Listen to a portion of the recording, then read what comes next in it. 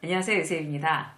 오늘은요, 가까이 하기엔 너무나도 다른 그런 후배 잘 다루는 방법 5가지에 대해서 함께 이야기를 나눠보도록 하겠습니다. 요즘은요, 리더가 없는 세대다, 어른이 없는 세대다, 이런 얘기들, 자주 섞인 얘기들 많이 들어보셨죠? 실제로 그런 것 같아요. 그러니까 세대 간의 갈등도 심하고, 세대 간의 어떤 그런 다른 생각들을 서로 이해하지 못하는, 거의 외계어라고 느낄 만큼 전혀 알 수 없는 그런 세대가 함께 모여서 일을 해야 됩니다. 예전에는 그냥 이제 위에서 탑다운 방식으로 그냥 명령하고 무조건 따르고 이런 게 통하는 시대였는데, 이젠 더 이상 그렇지 않죠. 그러면 정말 어떻게 보면 답이 없다라고 할 수도 있고, 어떻게 보면 도저히 이해를 할 수 없는 그런 젊은 세대들은 어떻게 이해하고 어떻게 함께 일을 해나가야 되는 걸까요?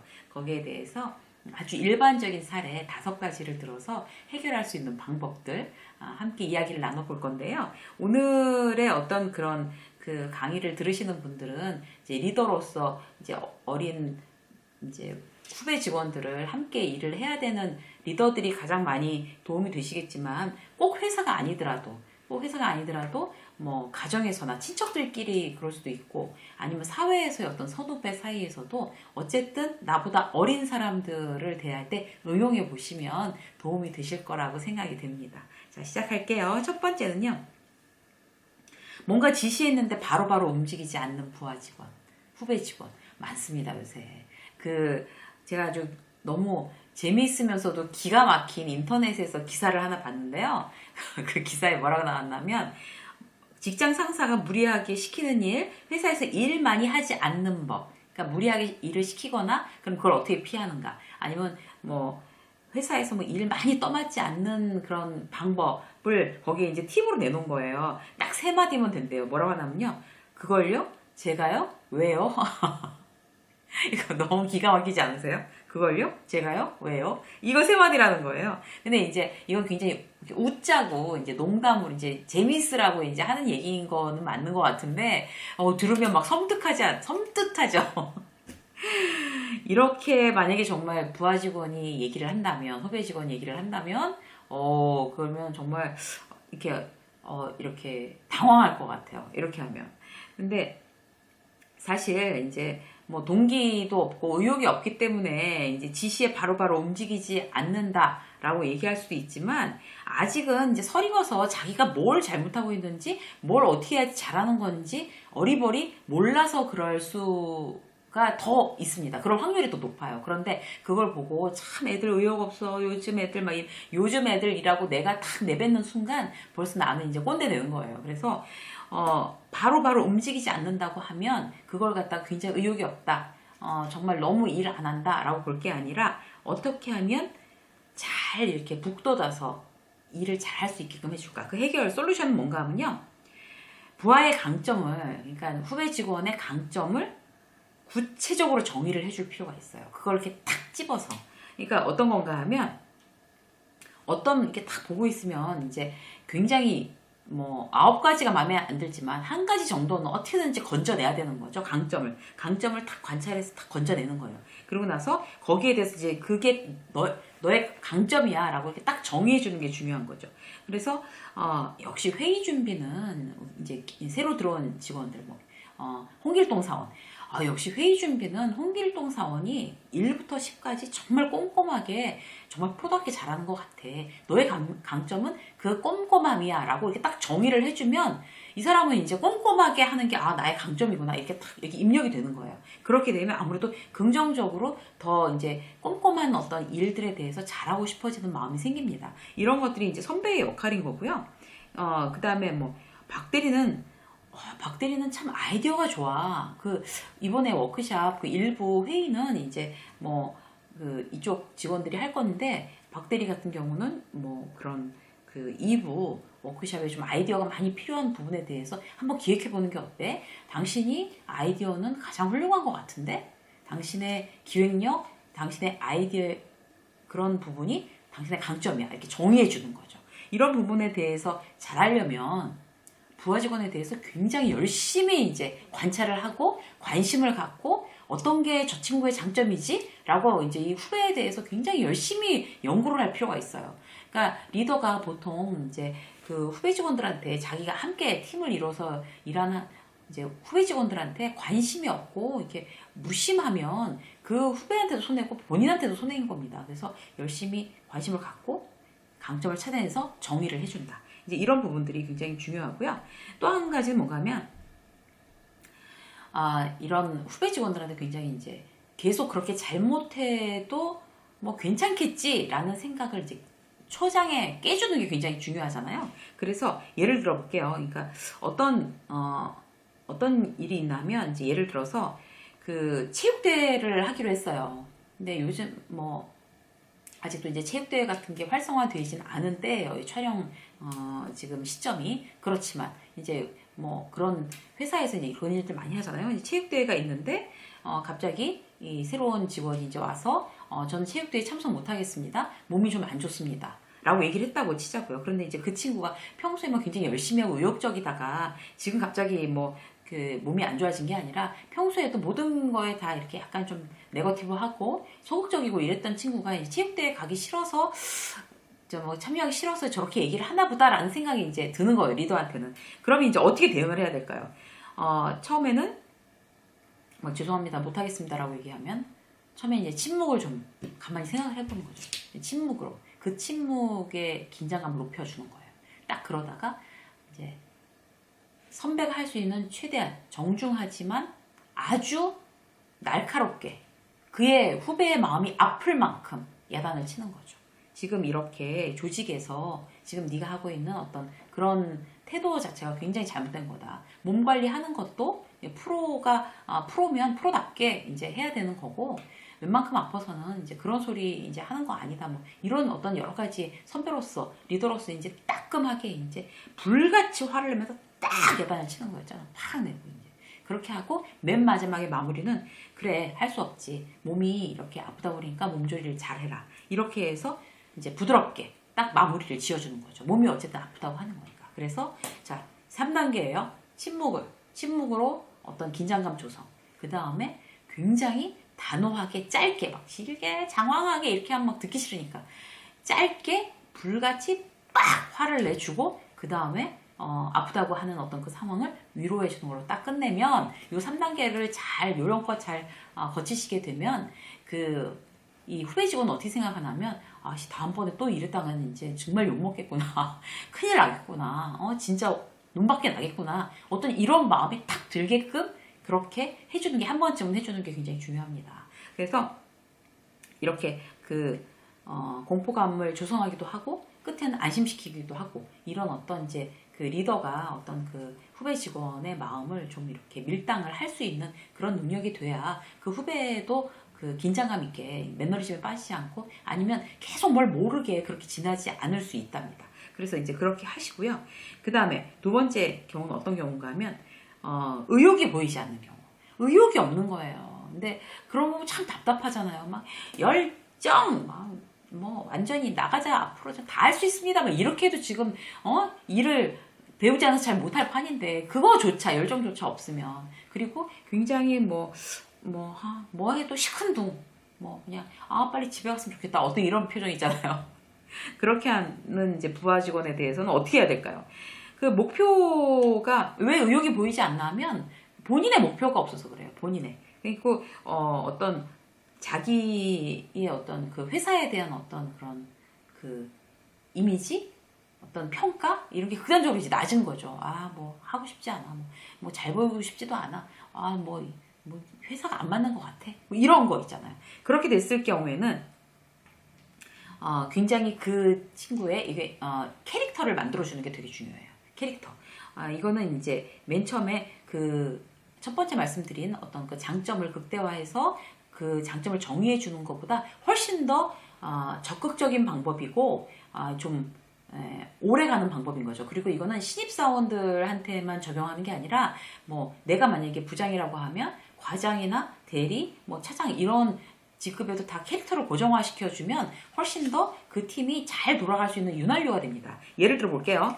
어떤 건가 하면 이제 캐릭터를 만들어주면 자기 마음속에 그 캐릭터대로 움직여야 된다는 의무감이 이제 생겨나는 거예요. 그걸 노리고 하는 건데, 예를 들어서 과장 같은 경우는, 김 과장은 정말, 우리 팀 해결사야, 해결사. 이게 뭔가 문제가 생기고, 딴 팀하고 어떤 이제 그 논쟁이 생기고, 불화가 생기면 그런 거 가서, 왜 그래? 이러면서 다 해결하고, 협조받고, 이러는 그런 친구도 있잖아요. 그러면, 김 과장은 해결사니까. 이런 거. 캐릭터화 시켜주는 거죠. 해결사. 김 과장은 해결사. 이런 캐릭터. 그러면 그 김 과장은 모든 일을 자기가 해결하면서도 굉장히 긍정적인 마음을 갖게 되죠. 그러니까, 그래. 우리 팀은 내가 해결할 수밖에 없어. 이런 거 있지 않습니까? 그래서 그런 캐릭터를 만들어줄 수도 있고, 또 예를 들어서 굉장히 빨리, PPT를 빨리 만들어야 되거나, 이제 이런 상황에서 박대리는 퀵 서비스. 예를 들어서. 극단적인 얘기는 하지만, 예전에 제가 이제 만들어준 캐릭터 지금 말씀드리는 거예요. 현직에 있을 때, 자, 해결사 있었고, 그 다음에 이제 퀵 서비스 있었어요. 그러니까 일을 굉장히 빨리 해. 자, 무슨 이렇게 컴퓨터 딱 잡고서 고쳐. 그럼 그냥 완전 고쳐라는 말과 동시에 막 다다다다다다 고쳐. 보고선 놀라울 정도로 그렇게 빨리빨리 움직이는 그런 친구가 있었어요. 그래서, 진짜 너무 퀵 서비스다, 퀵 서비스. 제가 막 그런 얘기 했었거든요. 근데 그렇게 하면 본인이 빨리 일을 하는 게 자기가 이 팀에서 굉장히 공헌하고 있는 거라고 생각이 되기 때문에 긍정적으로 계속 그런 캐릭터를 유지하려는 마음이 생기는 거죠. 그래서 의욕이 생긴답니다. 그리고 예를 들어서 아이디어 뱅크 이런 거 있잖아요. 아이디어 뱅크, 김대리, 일로 와봐. 우리 팀 아이디어 뱅크 얘기 좀 해봐. 그럼 이제 김대리는 아이디어 내는 거죠. 이제 그럴 수밖에 없는 거예요.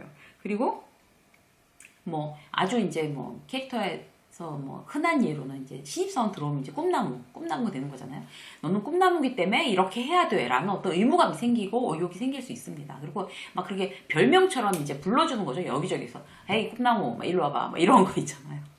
그런 캐릭터 만드십시오. 효과 굉장히 좋습니다. 그리고, 또 이렇게, 그냥 이렇게 일반 사원인데, 왜 이런 꾸준히 일을 해야 되는 사원들이 있잖아요. 생일 파티 챙겨야 되고, 또 회의실 세팅해야 되고. 그러니까 누군가가 무슨 일을 하기 위해서 어떤 걸 굉장히 이렇게 서포트 해야 되는 그런 역할인데, 그런 역할에 대해서도 뭔가 좀 굉장히 의미를 부여하고 가치를 부여해 주는 게 리더로서 아주 중요합니다. 그래서 예를 들어서 홍길동 사원이면, 도대체 홍길동 사원 없으면, 정말 어떻게 이 팀이 돌아가겠어? 돌아가지 않아. 그래서 예전에 캐릭터를 붙여준 게 제가 퍼펙트맘이라는 캐릭터도 있었고요. 또 왜 그런 거 있잖아요. 말을 하더라도 생일 파티도 정말 홍길동이 생일 파티를 이렇게 진행을 하면 정말 딴 팀에서 하는 생일 파티랑 아예 차원이 달라. 라고 리더가 얘기해 주는 거 굉장히 중요하죠. 그러면 다음에도 아주 작은 일이라도 정말 차원이 다르게 어떻게 해볼까? 어떤 아이디어를 내서 더 이게 똑같은 시간에서 재미있게 해볼까? 왜 그런 거 하라면 사실 좋아하지 않는 직원들도 많아요. 누구 생일이라고 해서 생일 파티 하잖아요. 그러면 케이크 사와야 되고 사와야 되고 이런 걸 굉장히 허드렛 일이고, 나 이런 걸 왜 하지? 라고 생각할 수 있답니다. 그렇지만 그거 자체도 직원들의 어떤 의욕을 북돋우고 굉장히 분위기를 화기애애하게 하는 좋은 일이잖아요. 근데 그거를 정말 다르게 해보겠어. 그냥 케이크 왔으니까 다 모이세요. 생일 축하합니다. 이거 아니라 너무나 좀 서프라이즈하게 재밌게 한번 해볼까? 다들 즐겁게 사진 찍고 나중에 밴드에 올려서라도 그런 걸 다시 추억할 수 있게끔 하는 방법은 뭐가 있을까? 그럼 자기가 자료 찾고 자기가 아이디어를 생각해내고 그런 거를 준비하면 본인한테 직원한테 굉장히 큰 도움이 되고 경험이 되는 겁니다. 그래서 그게 굉장히 중요하다라는 거를 리더가 계속 얘기해주는, 거기에서 가치를 부여하고 의미를 부여하는 그런 리더의 어떤 자세가 아주 중요하다고 할 수 있습니다. 그렇게 해보시고요. 자, 세 번째. 거짓말을 자꾸 하는 부하 직원이 있을 수 있어요. 거짓말을 자꾸 하는 후배 직원은 어떻게 해야 될까? 근데 그 부하 직원이 거짓말을 이렇게 해서 이렇게 큰 사고가 터졌습니다라고 나중에 리더가 더 위에 리더한테 얘기하는 거는 자기 얼굴에 침뱉기예요. 후배 직원의 자기 팀원 후배 직원의 어떤 거짓말에 속는 거는 리더의 직무유기입니다. 직무유기. 속지 않아야 되는 게 의무인 거죠. 그래서 예를 들어서 이제 거짓말을 그렇게 하는 직원한테는 자, 내가 당신 머리 꼭대기에 있는 거야. 나는 천리안이야. 라는 어떤 이미지를 부여하는 거 굉장히 중요합니다. 그러려면 어떻게 해야 되겠어요? 리더가 정말 그 직원보다도 훨씬 더 많이 고민하고 훨씬 더 많이 알고 있어야 된다는 거죠. 예를 들어 볼게요. 이제 우리 회사가 커피 회사예요. 커피 브랜드인데, 그러면 이제 지점이 되게 많잖아요. 그러면 이제 그 지점을 다니는 사람을 슈퍼바이저라고 치고, 이제 김 슈퍼바이저는 항상, 예를 들어서 네 군데 지점을 점검을 해야 되는데, 두 군데는 직접 가고, 나머지 시간에 땡땡이를 치다가 두 군데는 전화로만 하고 그냥 와서 보고를 하는 거예요. 그걸 이제 알았어요, 리더가. 그런데 이걸 고쳐줄 수가 없어. 그렇게 되면 어떻게 되냐면요.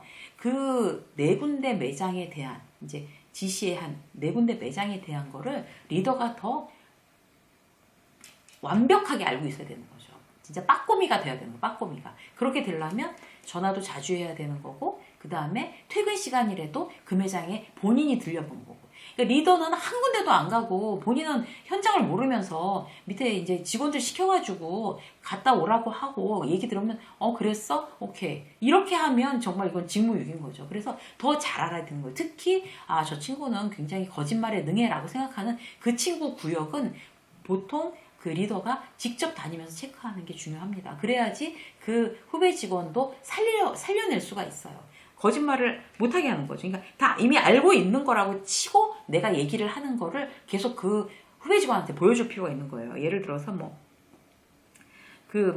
위생 상태도 좋고 직원들 근무 잘하고 있고 이렇게 이제 어느 백화점 들어간 지점이 이제 그렇다고 보고를 하면 그 매장 앞에 그 행사 들어온 거 있던데 오늘은 뭐가 새로 바뀌었어? 이렇게 물어보면 직접 갔다 온 거 아니면 대답을 할 수가 없는 거죠. 그래서 그런 거라든지 아니면 그 부매니저하고 얘기해봤어? 아프다고 그러는데 좀 상태가 어떤 것 같아? 그러니까 부매니저가 아프다는 거를 내가 이미 알고 있는 거잖아요. 그렇게 얘기를 해주는 거죠. 그리고 그 박스 그 비상구에 있던 거 다 치웠어? 직접 눈으로 확인했어? 라고까지 디테일하게 꼼꼼하게 얘기를 해주는 거죠. 직접 갔다 오지 않고서는 이렇게 말이 턱턱 막힐 수밖에 없는 질문들을 던지는 거예요, 리더가. 그렇게 하는 부분이 굉장히 중요합니다. 그래서 철저히 챙기고 나는 철저히 챙기는 사람이야. 그러니까 한 번만 더 거짓말하면 그땐 진짜 정말 박살나는 수가 있어. 라고 해주니까 너무 감정이입했어. 또 이 대목에서.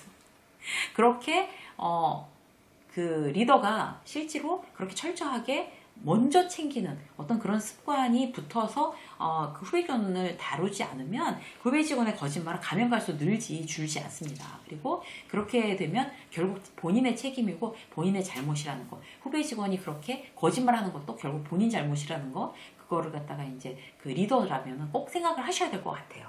자, 네 번째 볼까요? 도대체 말이 없는 부하 직원이잖아요. 말이 없어서 도대체 저 친구 뭘 생각하는지 몰라 라고 하는 후배 직원한테는 그 이제 회식이나 점심 먹으러 갔을 때 아무 말도 안 하고 입 딱 붙이고 있으면 계속 리더가 얘기를 해주는 거예요. 포인트는 뭔가 하면 그 후배 직원이 관심 있을 만하네요.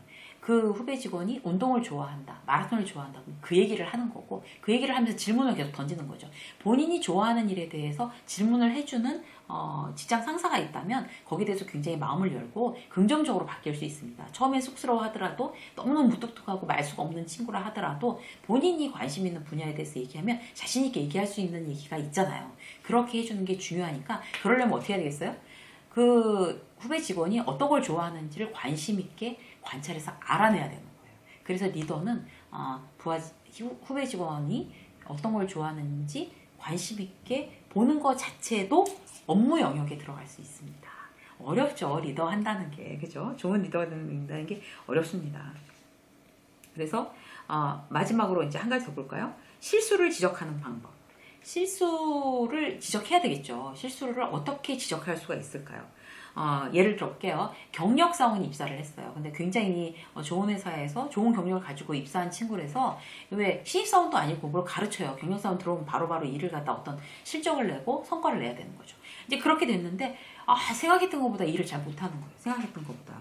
그러면은 이제 좀 당황스럽죠. 리더 입장에서. 그러면 이제 그 친구를 실수하고 생각만큼 일을 잘 못하는 경력사원을 불러다가 어떻게 얘기를 할까?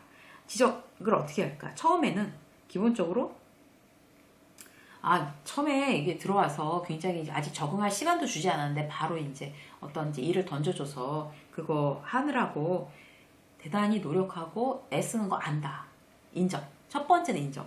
그렇게 하고 지금 이제 처음 들어와서 아무리 이제 의욕이 과다하더라도 잘 모르는 점이 많을 거다. 그런 잘 모르는 점을 도와줄 당신 주변의 팀원들, 스태프들이 이렇게 있으니까 뭐든지 물어보고 같이 협조를 받아서 진행해라. 안심시키는 거예요. 두 번째 안심시키고 그 다음에 우리는 지금 각자 왜 경력사원들의 특징이 어떤 건가 하면 그런 강박이 있어요. 뭔가 나 혼자 일단 실적을 보여줘야 된다. 이런 강박이 있잖아요. 그런데 이제 그거를 좀 이제 좀 안심시켰으니까 이번에는 우리 모두 다 같이 같은 목표를 가지고 같이 뛰는 거다. 그래서 그 협조하고 같이 힘을 내서 당신도 이제 당신의 어떤 그런 무기, 그 경력, 그런 어떤 능력이 있으니까 그거를 다른 팀원들과 합쳐서 같은 목표를 달성하면 그게 다 우리의 목표를 달성하는 거고 우리의 성공이다. 이렇게 결국에 이제 그 팀 소속감을 마지막으로 한 번 더 같이 목표를 달성하자라는 어떤 팀 소속감과 목표 달성에 대한 부분에 대해서 다시 한번 강조해 주는 거. 그거가 그 실수를 지적하는 그런 3단계 방법입니다. 그래서 그 어떤 일이 잘못했다는 거를 지적하는 그 지적 속에 이 3단계가 다 들어가 있어야 된다는 거. 물론 지적해야 되겠죠. 근데 이거를 1단계와 2단계 중간에서 할지 아니면 2단계와 3단계의 중간에서 할지는 그 사안별로 케이스별로 다르기 때문에 그거는 이제 알아서 판단하시고 이 3단계를 꼭 거쳐서 지적하는 그거를 여기다가 버무려서 이렇게 하시면 지적이 좀 더 효과가 있지 않을까 그런 생각을 해봅니다. 오늘은요 정말 사실 무서운 직장 상사보다 더 정말 시집살이 한다고 그러잖아요. 그래서 후배 직원들을 어떻게 하면 조금 더 효율적으로 잘 원활하게 함께 일을 해나갈까 5가지 방법에 대해서 말씀드렸습니다. 5가지 방법 잘 쓰셔서요. 조금 더 행복한 그런 직장 생활이 되시기를 응원하겠습니다. 그리고 꼭 직장이 아니라고 하더라도요. 인생에서 선배로서 후배들한테 응용하셔서 도움이 되셨으면 좋겠습니다. 이소연의 직장 수업 오늘 여기까지 하겠습니다. 날마다 좋은 날 되십시오. 고맙습니다.